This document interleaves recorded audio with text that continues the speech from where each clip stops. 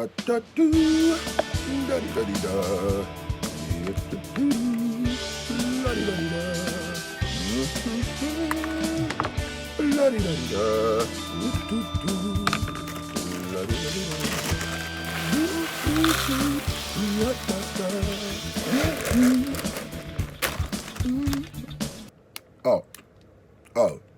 don't mind me, I'm just having a little breakfast.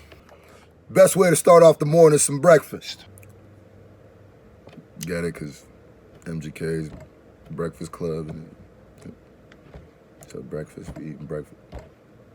MGK's Breakfast Club interview. Let's get into it. So, off tops, I want to thank everybody for tuning in, as always. MGK had his Breakfast Club interview today. And there's a lot of things to dissect, a lot of things to talk about, a lot of things to break down. I'm going live Friday, 8 p.m. So, MGK got up to the Breakfast Club interview. Obviously, they opened up talking about Eminem. Obvious. There's a few things Machine Gun Kelly said about the whole situation that kind of had me thinking a little bit. There's a few things he said I knew he would say, and a few questions he answered exactly how I knew he'd answer. And I got nothing written down, so I'm just going to go in. So MGK starts off, I don't know if he starts off, but in the interview he talked about how Eminem has blocked him from a lot. Not only did he ban him from this is what MGK says. Not only did he ban him from Shady 45, but since they're in the same label, Interscope, he's made it where the building doesn't want to F with them. He said I also had beef with Yellow Wolf at one time, and y'all were blocking my stuff. Here's a question I have to that. Why do you think, and I maybe you weren't confused, but if you beef with Eminem, why was you beefing with Yellow Wolf? You really thought that'd be smart in the Interscope building? And I ain't even mad at you.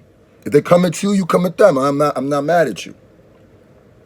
He also said that to him, he did Rap Devil in 4 hours. So everybody who's saying that 6 months thing, I believe him about the 4 hours. I don't believe, I can't explain that 6 months thing, but MGK spoke on, one thing I really want to speak about is the fact that MGK talked about how Eminem fans and how people are trying to change the narrative and move the narrative around. I told y'all he would do exactly that. For the people who came out and called MGK, and then MGK's people stomped him out, that dude deserved it. The dude that punched MGK in the nads and da-da-da-da. What I'm saying is all the booze, because he talked about the recording. He said that's fake. I knew it was fake. We knew it was fake. But all of these things put together make the whole situation clownish. All y'all did, the people who are Eminem fans are trying to attack MGK, all y'all did was make MGK look better in this situation. That's what I said on the Munfu. That's what I said on my breakdown. That's what I said. I said there's no reason for people to be doctoring videos, for people to be trying to physically assault MGK for Eminem. It makes y'all look crazy. So he used that whole narrative, put it on the Breakfast Club. Now a bunch of people are going to see the fact that that was doctored, and it's going to knock points off M, even though M didn't do it. And MGK was trying to insinuate that Eminem did that. Nah, Eminem didn't do that. Eminem did not do that. Somebody did that, sent it to the Opus Magnum page. Opus Magnum posted it, and it went absolutely viral. That's what happened. It wasn't M's people. I thought that was a corny narrative MGK tried to say. It's like, bro, really? You really? Come on, bro. And another thing that MGK says, I feel like Leonidas and the Spartans fighting Xerxes and the rest of the world. This is all stuff I said. When you guys go above and beyond, when people, I don't even mean to say you guys, but everybody. When people, by you guys I mean the world, go above and beyond to do stuff like involve yourself physically in two rappers' beefs or doctor tapes and stuff, it looks corny. It looks like you don't believe that M could beat him on his own merit. That's crazy. I don't know why we doing that. And then MGK was talking about how, yo, I made the legend bleed. The God is bleeding everywhere.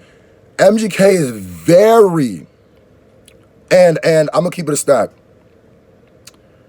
He believes that. As somebody is looking at him trying to break down his psychology, he believes that. And you know what would have made him not believe that as much? If the fans weren't reacting the way they were reacting. Now, MGK said some real stupid stuff in that interview too. That made no sense. But the daughter thing, when he goes, he apologized for the daughter thing and he took it down, but he's not going to apologize publicly. To me, why? Why would you not? Like, I was upset at the interview where they got to the point about what he did to make M mad. And the way that they try to minimize the hell out that, he was like, I don't even know if the Breakfast Club did it, because somebody, I can't remember if it was Charlemagne or Envy, but they said, nah, she was 16, bro. Like, what are you talking about? You know what I mean? What are you talking about? Like, because he tried to be like, well, Eminem talks about Christopher Reeves who's in a wheelchair. Eminem talks about, fine. But that's Eminem. When do you hold your feet to the fire and say, yeah, that's probably weird. Let's not even talk about the disrespect. That's what people are getting caught up on. If I was Em, I'd be like, yo, forget the disrespect. Saying my daughter is hot is not disrespect. That's another thing too. That's not disrespect. When she's 16, I don't think the disrespect comes from, oh, somebody thinks my daughter is hot. I think, yo, that's illegal, my G. You looking like R. Kelly right now, Playboy. I think that has a lot to do with it. A lot.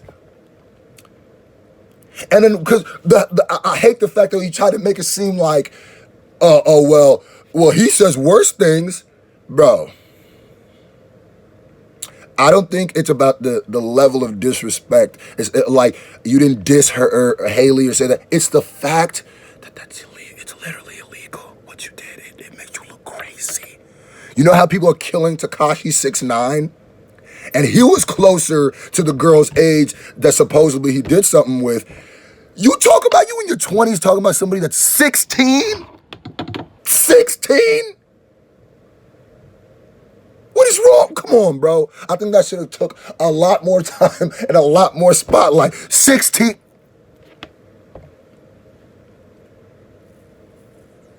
And then he tried to say the thing that he also said about my daughter called and said, nah, she didn't like the diss track, and she's 9.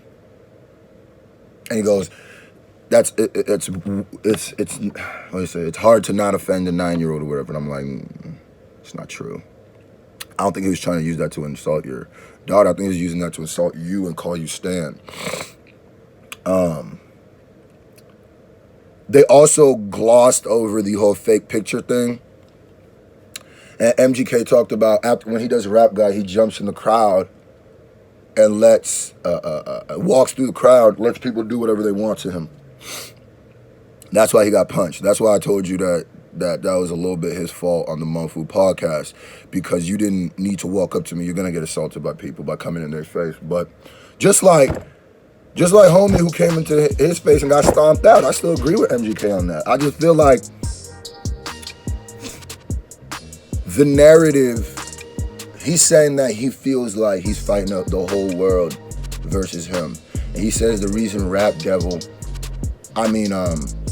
he said one of the most stupid things he said the entire interview was he said that the reason why Kill Shot is the highest viewed diss track or third or rap debut in the history of YouTube is because everybody wanted to see the king get punched in his face. But by that logic, shouldn't Rap Devil have been that moment? If you want to claim that that was the punch in the face, shouldn't that Rap Devil have been that moment? The answer kind of means more that we just want to see him do his thing. What he usually does, right? We tuned in at that point. The punches happened. The blood shouldn't come a song later.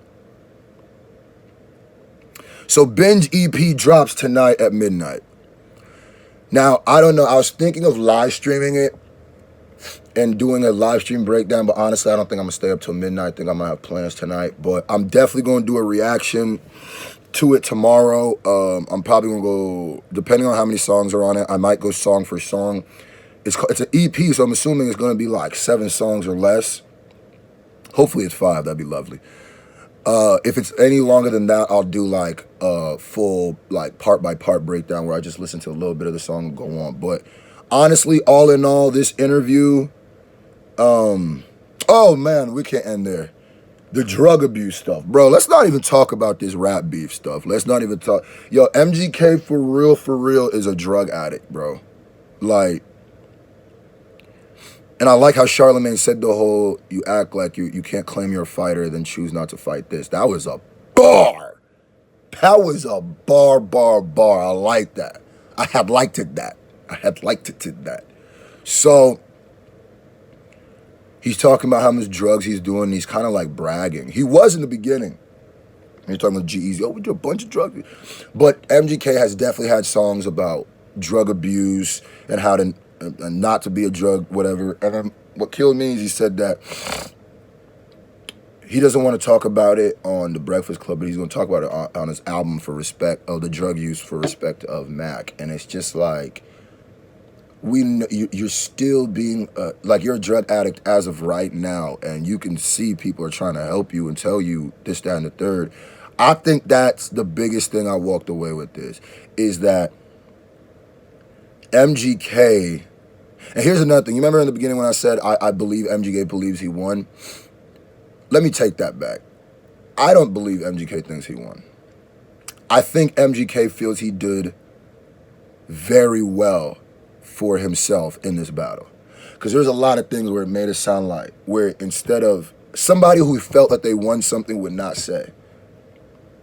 And I also got blazing mad, when MGK tried to say he wouldn't do that to up-and-coming artists. Y'all know my story. Y'all know about the contract that he made people sign. Y'all know about the fact where he was making fun of people, the openers who opened up for him for stage diving. Y'all remember that? MGK could be a real giant dickhead in the beginning of his career when I knew him. I'm going to keep it a stack. And yeah, you did do that to people under you, and you shit on a bunch of people under you. Like, that makes me mad because that's a narrative that rappers and people paint to fans because they're fans, because they'll never look at them as competition. So you could be nice to them, but then if it's a up-and-coming rapper, they're no longer a human being. I might make a whole video about that, honestly. But I'm in my bag t-shirt's coming out soon. I'm going live tomorrow. We're going to talk about the Binge EP. It might be an early live stream. I've been telling everybody, if we break $600 on Friday, I'm going to drop the Fan EP Volume 1, which is going to be like 5 songs, 5 beats that everybody picks. I'm going to live stream some of the studio sessions, and every studio session, before the studio session, I want people to pick a beat and stuff like that, and then y'all going to choose the beat. Y'all going to build the album together, and then I'm going to shout out as much people on every song as I can. So, yeah. MGK Breakfast Club album. Breakfast Club interview. What you think about it?